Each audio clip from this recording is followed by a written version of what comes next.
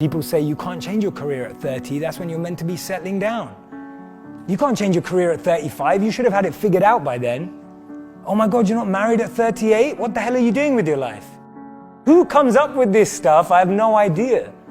But this stuff plagues so many people that I speak to. So many people open up to me and say, Jay, I just don't know how to change. Is it possible? What do you think this guy was before he became who he is? He used to be a PE teacher, right? Sports teacher at a high school. How about her? She was a telemarketer for 2 weeks. How about her? She applied to be a funeral director. It's incredible. What happens in society is that we're clouded by the noise of family expectations, the noise of our parents, the noise of our brothers and sisters' expectations. I grew up in a family where you could either be a doctor, a lawyer, or a failure, right? Those were my 3 options. Anything else would just count me as a failure. I would have failed. So basically I failed, right? I'm standing up here in front of you all as a failure. I lived as a monk for 3 years. I committed career suicide. I turned down 2 amazing corporate job offers when I graduated from business school. I shaved my hair, I wore robes, and lived out of a gym locker for 3 years. And I did that because I thought I was going to do something meaningful, help impact the world. And it was one of the best experiences of my life.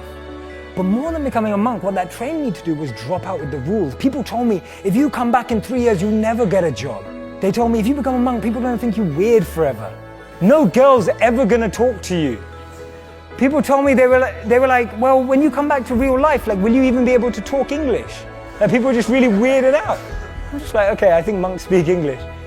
And there was so much different noise that I was hearing when I made that decision.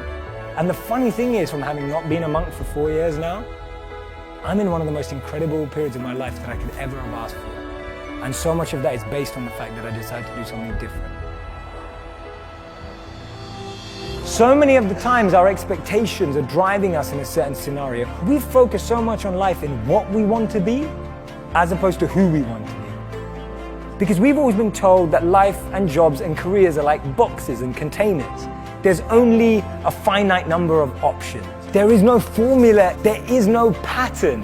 If you know what you're passionate about, if you know what you're good at, and you invest in that. People say follow your passions, I say forget that, invest in your passions. If you're passionate about something, go and become the best at it. Go and do a course on it. Go and learn from the best. Go and find a mentor who's going to make you incredible at that trait. Not only will you be criticized and grow, you'll be able to find new things about yourself that you never knew. Don't trade who you are for who you think the world needs, because the world needs you to be you, and I mean that.